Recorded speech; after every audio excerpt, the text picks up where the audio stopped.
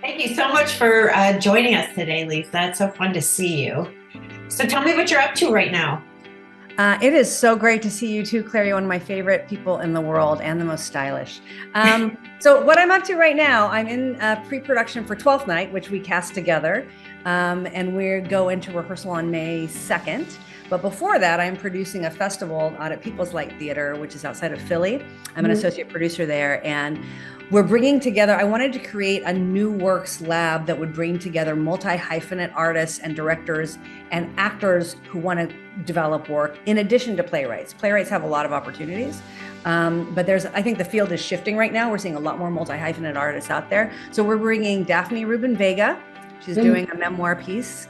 Sima Sueco, the director, is creating a piece. Steve Broadnax, Estefania Fadul, and oh no, hang on, Carrie Perloff,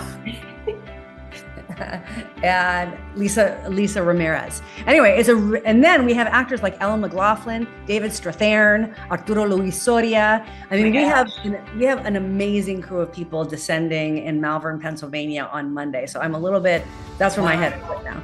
Wow. Yeah. So tell me, what did you want to be when you grew up? Oh, what a great question. I'm in theater. I mean, I started making plays when I was 5. Okay. Where'd you produce them? In your garage?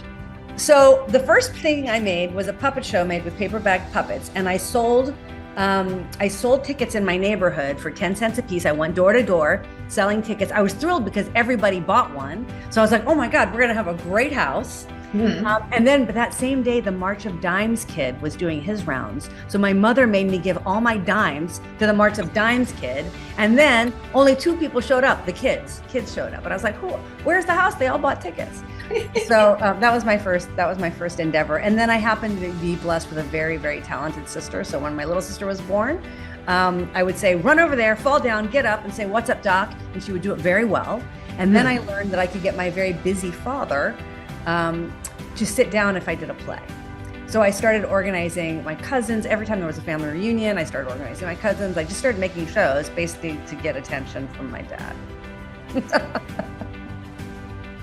I love that so much. You know, I did the same thing. I was always doing plays in my garage, and I was always casting everybody, but I cast myself. Oh, yeah. And then there was a mutiny because they said it wasn't fair. So I had an audition and then cast myself. So there you go. You made everybody audition and then you cast yourself. I still cast myself. So who I feel like no matter how successful you are, we don't do it by ourselves. Like we always have a cheerleader. Who's your cheerleader? Oh my gosh. I mean, it's going to be my sister, who ended up being an actor, and now she's a writer, a screenwriter. So my sister, Andrea Portes, my 2 besties, Naomi Asuka, the playwright Naomi Asuka, and the screenwriter playwright Aaron Cressida Wilson. They're my besties. We go back. And then my very good friend in Chicago, Kristen Armstrong, who is an architect. But yeah, it's the ladies. The ladies are the cheerleaders with my girlfriends. Yeah, I hear you. So you do so many things and you're so successful. What do you think sets, this is such a general question, but what is it about you that sets you apart? Like what keeps you going? Because there are a lot of talented people out there, but there are people who fall down and get up, and like, what got you where you are right now? Stubbornness. I mean, it's interesting, right? I've always been the dark horse. When I was in graduate school, everybody else that I went to graduate school went to Yale, and I had gone to like Oberlin. And I also came pretty quickly out of undergrad, and I was the only person in my year. So I went to UCSD. They took 2 directors a year. I was the only person in my year. I had grown up in Nebraska. My mother's from Nebraska. My dad's a Cuban exile. So I wasn't as sophisticated as the people I was in school with in terms of my knowledge of like, what is Mabou Mines? Like who's Peter Sellers? Like this was the 90s. I'm dating myself a little bit, but, and so I don't think that,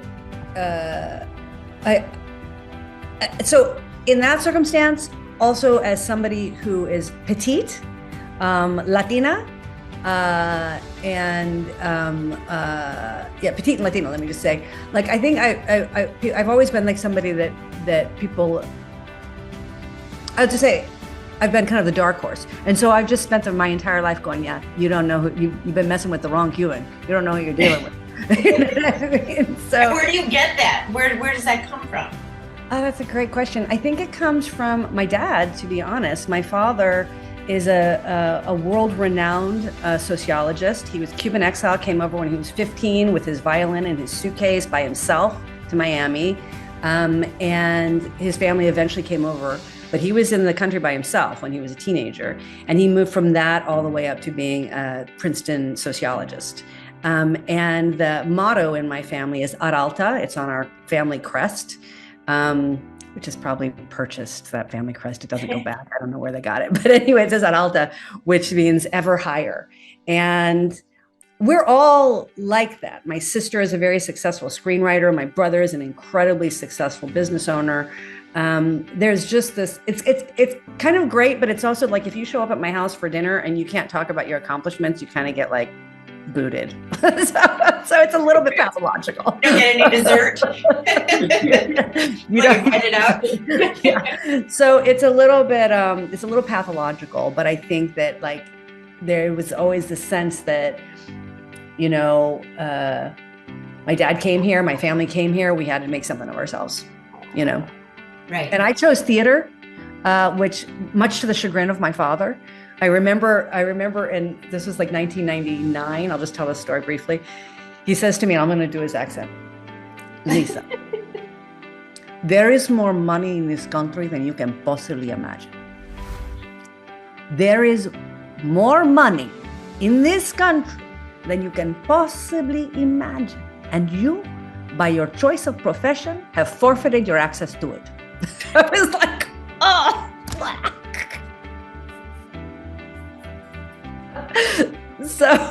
So given that, I better do something with myself. You know what I mean? Or I'm not going to get any dessert. That's hysterical. Was there, okay, so when you're on your journey to get where you're going, I know it's a series of small steps, but sometimes there's like that moment where it goes from getting there to there. You know what I mean? Like where everything switches and you're sort of in the big leagues. When was that for you? I don't feel like I'm in the big leagues. I feel like I'm still getting there. I don't know when I will ever arrive there. That's partially I'm my own restless soul. It's partially my love for theater and my striving to make. You're always trying to make work that is impossible. Like my work is never what I want it to be.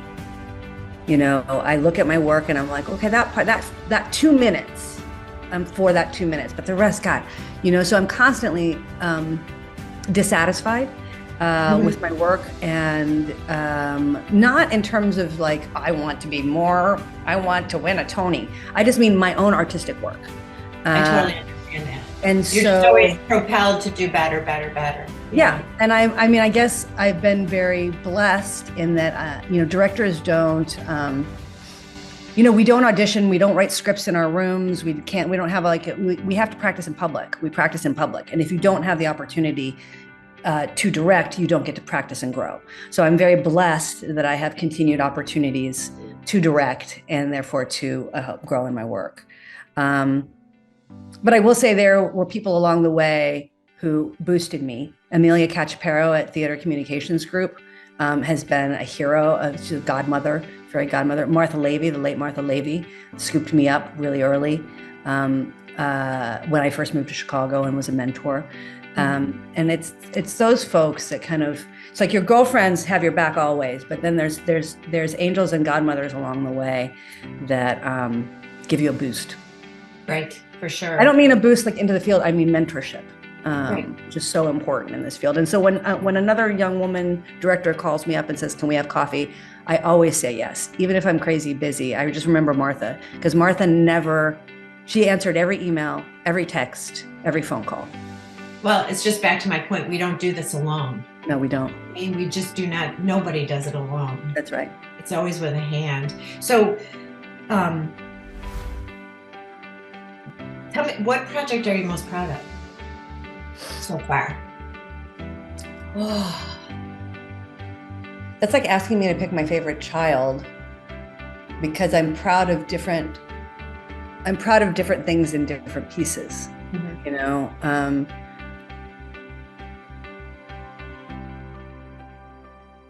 proud of different things for different reasons. So Quixote Nuevo, which I did at Roundhouse Theater, and then again at Denver Center. I expanded it at the Denver Center.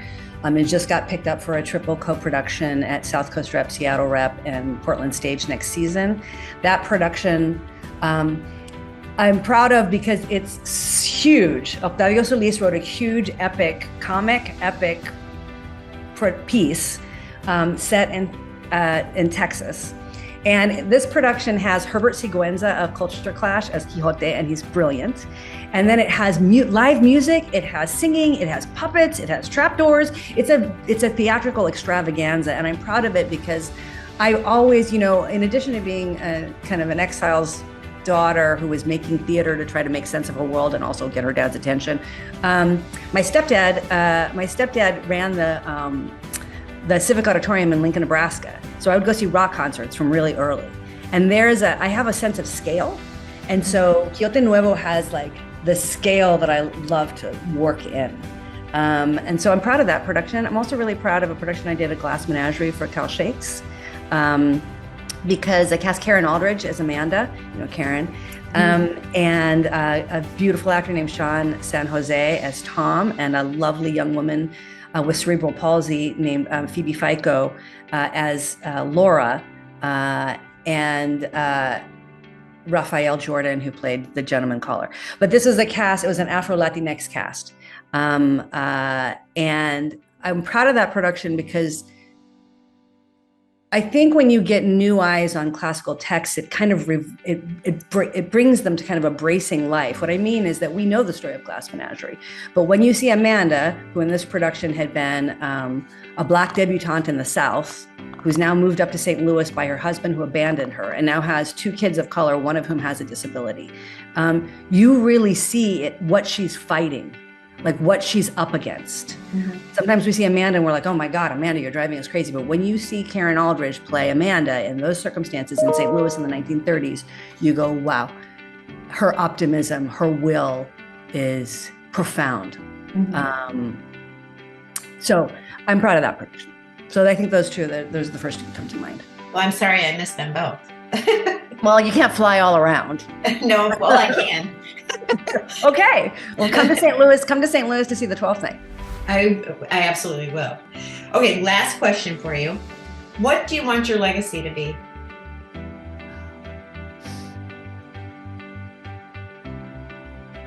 What do I want my legacy to be? I feel like I'm too young to answer that question. I feel like